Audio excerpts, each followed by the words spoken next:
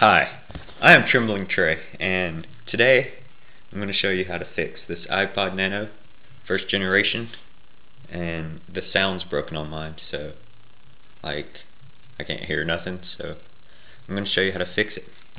First, you'll need a wrench, a tiny one, because it's tiny, a screwdriver thingy, and a hammer. Okay, first set the iPod on the ground, and then you need the screwdriver and the wrench.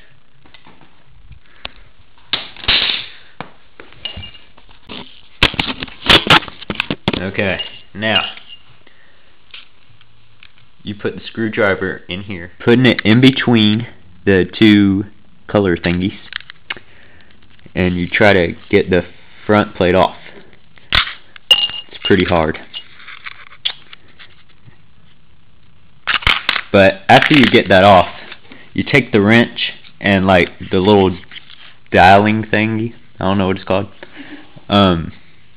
you like tighten the bolt on it and stuff, and then you take the hammer, and you may want to scoot back, it's a little dirty, and you just